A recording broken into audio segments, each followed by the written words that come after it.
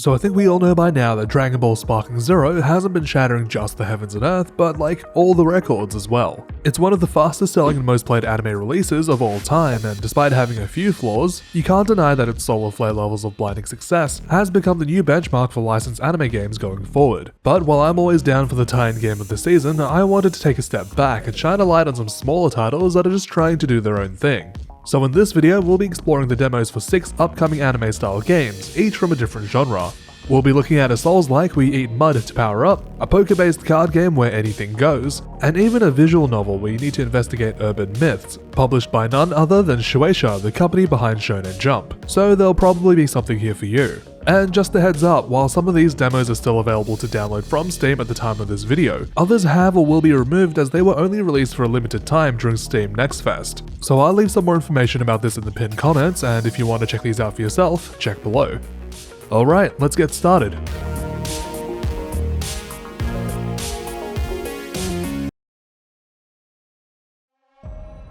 AI Limit is a Souls-like developed by Sense Games, dropping in 2024 for the PS5 and PC. The story takes place in a post-apocalyptic world where, after the sudden collapse of the planet's artificial ecosystem, most of civilization was wiped out by natural disasters and war. In the centuries that passed, a substance known as mud began to envelop all corners of the world, and from it spawned monsters that terrorized the surviving population. You play as a blader, an artificial lifeform created through some mysterious technology, and your goal is to seek out and repair artifacts known as branches. As you do, you'll also be exploring the last city of mankind known as Havenswell to find the truth of what happened all those years ago. Stylistically, I'm sure more than a few of you noticed the similarities between this and Bandai Namco's Code Vein. And yeah, when it comes to anime-style Souls-likes, these are the only two on the market as far as I know, so comparisons are a given. But while Code Vein pretty much pioneered this subgenre, AI Limit releasing 5 years after gives it an advantage in visuals. On higher settings, the blader has a nice crisp look that helps her pop out from the environment, and despite not sharing the same art style as her surroundings, it blends surprisingly well. But there was a moment when the blader was speaking to an NPC where it clicked to me that these two were rendered in completely different ways. And while it was jarring at first, it ironically helps to make her feel more unnatural compared to the average person, maybe hinting at the mysterious circumstances of their creation. Or I'm just reaching and this was completely unintentional. On a side note, again maybe I'm reaching, but the way she's animated and designed gives me 2B vibes, which is always a plus. When it comes to the game's mechanics, it's got everything that a Souls-like needs. Tough enemies which drop souls or crystals as they are known as here.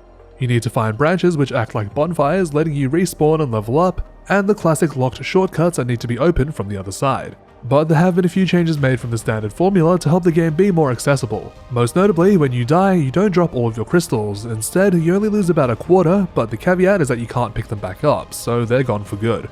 Other changes include the removal of the armor weight limit and the stamina system, but the game does include something called the mud meter, which is prominently displayed in the middle of the screen. This is a pretty important mechanic as it directly affects how the blader performs in combat. The meter is segmented into multiple levels via the sync rate, which increases as you deal damage or consume items and decreases as you take damage or use special abilities. Simply put, the higher your sync rate, the more damage you do. I think this was a pretty good idea as it encourages the player to decide on how they want to approach any given fight. Do you want to fight aggressively to keep your basic attack power up, or spend the meter to shoot enemies from a distance? It helps to add an extra layer of strategy to the battles. The general combat itself feels tighter than Code Vein and is slower paced, more like a traditional Souls title. You have a light and strong attack which can be charged, as well as the ability to swap out between two weapons mid-combo. And while the lack of a stamina gauge makes dodging more forgiving, there are ways to play a more aggressive defense if that's what you prefer. You have access to a parry that leaves enemies vulnerable to a critical attack. Or if you don't want to worry about timing, you can instead summon a shield which absorbs hits and counterattacks by releasing the stored energy. Like Black Panther, I guess. Swapping between the two is pretty quick, so if you want to use both depending on the situation, that works too, and is what I ended up doing for one of the encounters. I should mention that there are also weapon abilities and special attacks, but I didn't find many times where I really needed to use them. Granted, that's most likely because this is very early into the game, so that will probably change as you play the full thing. There's always a concern about unfair mid to late game bosses when it comes to playing Souls-likes, and it's hard to say whether AI Limit will have that problem. But from what I played in the demo, everything felt mostly balanced and pretty fun. There's also a boss challenge against an enemy known as the Hunter of Bladers that becomes available after you beat the demo. It lets you experiment with some different weapons and armor from later in the game, so try it out if you're interested. All in Abyss Judge the Fake is a card battler which uses the rules of Texas Hold'em with the twist of being able to use skills to turn the tides in your favor. It's developed by Acquire Corp and is releasing on Steam in 2024. You play as Asuha Senahara, a self-proclaimed genius gambler that the game describes as a failure of a human being. Okay. She's the wanderer who lives for the thrill of the game and has recently learned of the gambling district, a ward in the city where the only thing that matters is how you play and what you're willing to bet. But what kind of irrationally corrupt district would it be without its inevitable slumlords? Enter the Witches, a group of 5 extraordinary gamblers who rule the district through their otherworldly abilities. But despite their unbroken win streaks, it becomes clear that it isn't luck, skill, or magic they're using to win, and it's up to you to figure out what tricks they're using and how to break them. Right from the title screen, you can get a good feel for the game's cool stylistic flair. The music is energetic and the character designs are over the top, but it somehow works in this weird, depressing dystopia of a setting. Everyone is absurdly eager to duel each other for no reason, and I kinda love it. You crash a live tournament and challenge the witch Ulu even though you don't know the rules? Game on. You realize you suck and need to practice? Mina is down to help. You want to rob these construction workers blind by using your anime powers to cheat so you can buy a homeless man a $20,000 bottle of whiskey? Bet. It gave me Yu-Gi-Oh! Battle City vibes with how ridiculous it is. But it helps that the dev team seemed like they had fun with the writing because this would be a hard setting to sell if the characters weren't just as bizarre as the premise. The facial expressions and the posing of the main characters are done well and is a great way to get their personalities across at a glance. Asuha is confident, Mina is reserved, and Ulu is a freak, but it is a bit of a shame that every other nameless character is reduced to a generic faceless template, at least in the demo. Clearly the characters were not all made equal. But while the game doesn't take itself too seriously for the most part, I was blindsided by how dark a certain moment at the end of the demo got, which I won't spoil here, but it was rough. Anyway, moving on. Outside of the core gameplay, All in Abyss takes the visual novel approach. You and your main companion Mina, a girl that Asuha kind of just latched onto after running into her on the street, can visit several locations in the city to duel people for money or gather items and information about how to tackle the witches.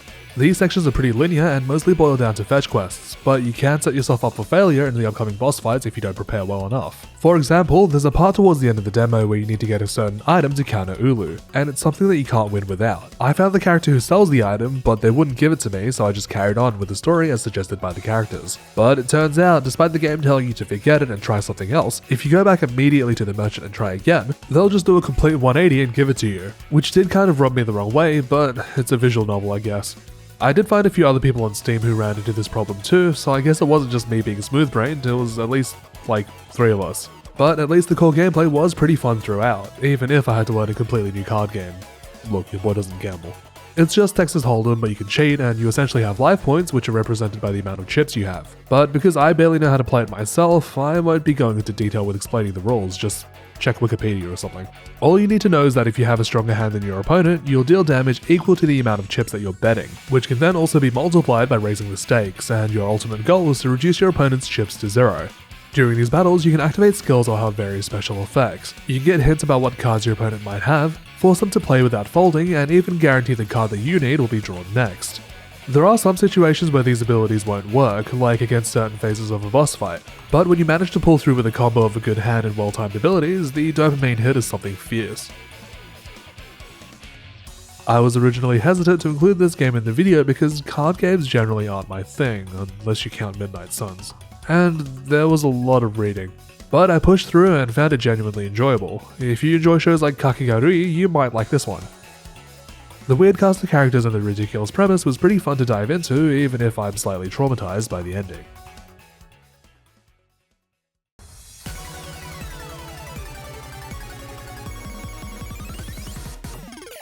Next up is Coneru Dimension Girl, a 2D action platformer coming from Hike sometime this year on Steam. It's probably the weirdest game on the list, but weird in that wacky Japanese 90s Pepsi Man kind of way. You play as not one, but 2 characters at the same time. The first is Socrates, a combat android being maintained by Dr. Otsukimi, and the second is the mysterious Coneru, the titular dimensional girl herself. For the past 999 days, Dr. Otsukimi has been searching for a power source compatible with Socrates, but to no success. The android has been left completely immobile and perpetually bancho squatting, to assert dominance I guess.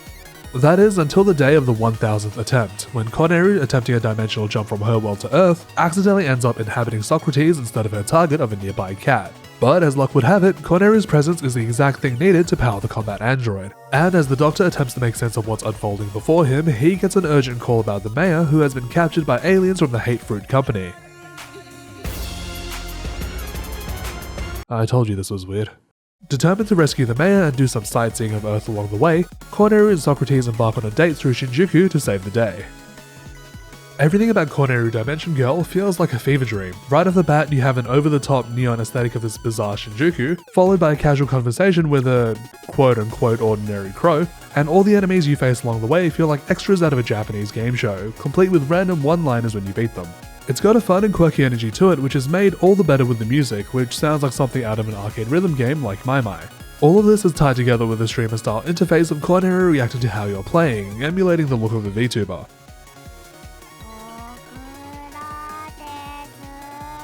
It's a fun idea, and I'm surprised that I haven't seen it in more games, although it is funny how out of the two that I can think of, both have electric-themed characters. And Coneru herself reminds me of a certain retired electric-themed VTuber as well. Let's kill the whole! Yeah! Especially with how much she loves donuts. I guess it just makes more sense to Japanese developers for an in-game streamer to be themed around electricity, but who knows. Being a 2D platformer, your goal is to run, jump, and attack as you make your way to the right side of the screen. Socrates can mix up his basic attacks by picking up different weapons and increase his stats and skills by finding electrical poles hidden throughout the stage. And of course, with Coneru along for the ride as well, she can help out by using her special beam attack, which comes with various effects ranging from flying rocks that orbit you to spinning lollipops and even just casually dropping a moon. And what kind of platformer would this be without a Mario-style superstar ability? Once you collect enough donuts, Coneru and Socrates will sync up completely and activate Run mode, a powered-up state which boosts all of Socrates' abilities, letting you run faster, jump higher, defeat enemies with a single touch, and plow through walls. The general gameplay loop is very simple, and while there is a bit of clunkiness with the hitboxes and level design, once you get the hang of it, it can be pretty fun. Each weapon, skill, and stat you pick will affect how Socrates moves and fights, so there is a bit of variety of how you can play. Do you want to make yourself into a heavy-hitting brawler so you can defeat as many enemies as possible, or do you want to speedrun the stage to get the best time that you can? This factors into Coneru's beam attack as well, because it cycles as you hit enemies, so if you prefer one special to another, it can sometimes be best to avoid combat. For example, the spinning rocks are great for pushing enemies out of the way, which can be very useful for time attack. From what I've seen in the demo, Coneru Dimension Girl is full of charm and has great potential to be that pick-up-and-play title you revisit every now and then. The only problem for me is that the levels might be a little long and confusing to navigate, but we'll have to see how the full thing pans out. This is a title for fans of games like Wizard of Legend.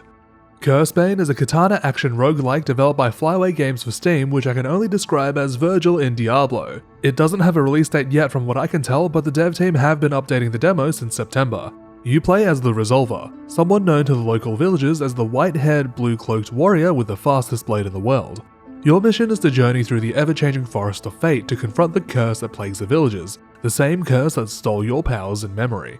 You'll fight goblins, bandits, and the undead to learn the mysteries behind the world and its people, while making choices that will affect how the forest changes and who you encounter along the way. I've always been a fan of pixel art and action games, and seeing what the team managed to accomplish here is a treat. I especially like how smooth the Resolver's movements are, and there's this nice attention to detail with your attacks, where the effects leave impact marks on the ground. The world itself looks kind of like what you would think a pixel remake of Diablo would look like, and being someone who would have loved a samurai class in those games, this scratches a very specific itch that I didn't know I had. And while I know it's easy to point at any white-haired swordsman and say, hey, he's just like Virgil, this guy is kinda like Virgil. Look at him.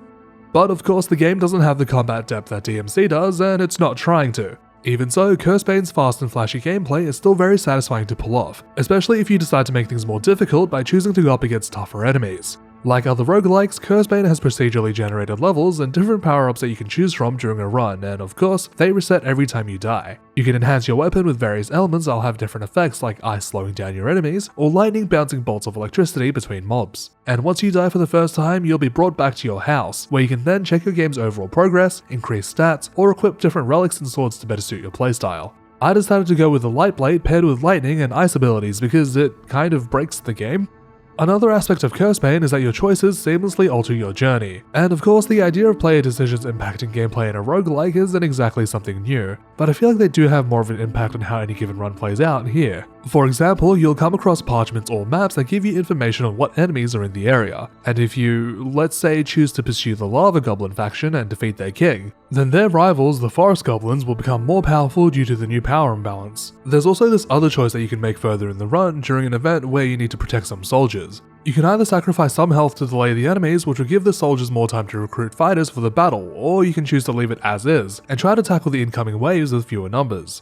These types of choices not only help to keep the gameplay feeling fresh, but it adds a nice bit of world building too.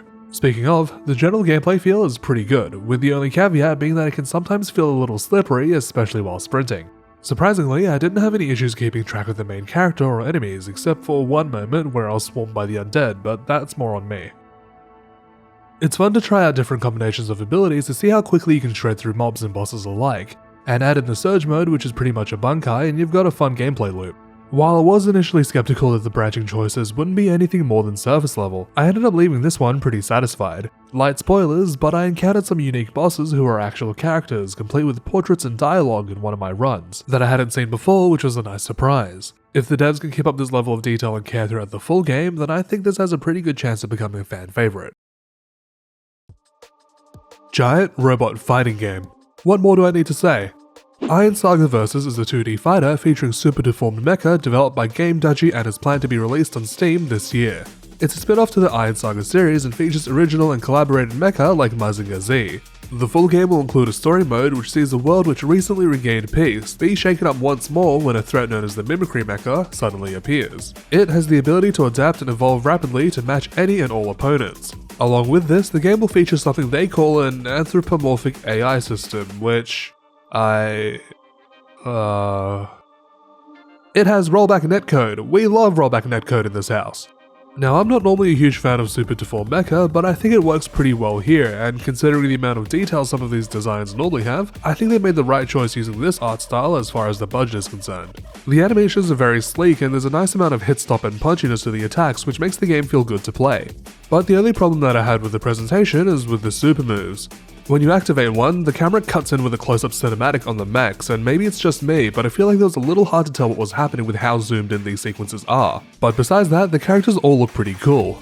The demo lets you try out 5 different mechs, and after giving them all a little bit of a test run, I found myself drawn to Kaguya because she felt the most like a traditional fighting game character maybe? I don't know, I see Dragon Punch, I think Shoto. But even though I love fighting games, unfortunately I won't be able to give a very in-depth breakdown of everything that's happening here. I recommend checking out Rooflemonger or Justin Wong's thoughts on the games if you guys want to get into the more intricate stuff. I'll leave a link to their videos in the description. All I can say for certain is that along with the basics like a health and a super meter, each character also has a unique resource for actions like missiles for Mazinger Z and a step dodge for Qinlong. There's also a universal boost mechanic that can be used to chain more elaborate movements together that I'm sure will see a lot of use in high level play. Iron Saga Vs will be a pretty rare gem for fans of both mecha and 2D fighters because it isn't every day that something like this comes around. I can picture it having a pretty hardcore fanbase when it drops, but I do think that the combination is just a bit too niche to garner a large audience of players, unless they manage to secure the rights to other popular mecha like from the Gundam series or Evangelion. If the stars align and they get Gurren Lagann in this game, then it'll be a day one buy for me.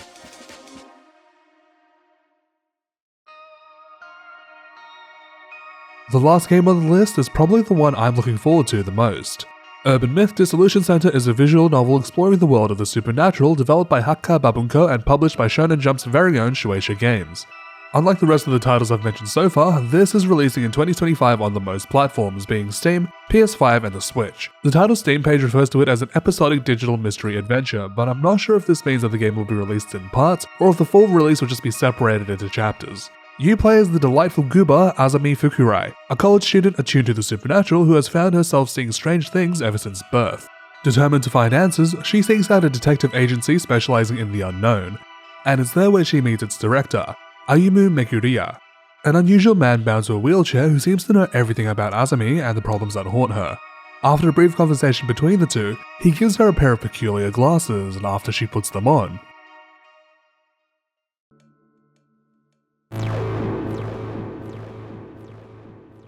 he welcomes her to the Urban Myth Dissolution Center.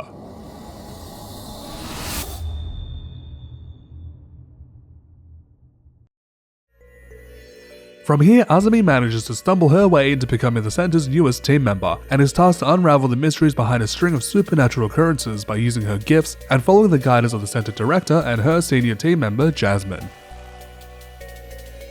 Okay, I'm the type of guy who likes to stay up late reading about urban myths and the supernatural, so when I spotted this one, I knew I had to give it a go, and I'm glad I did.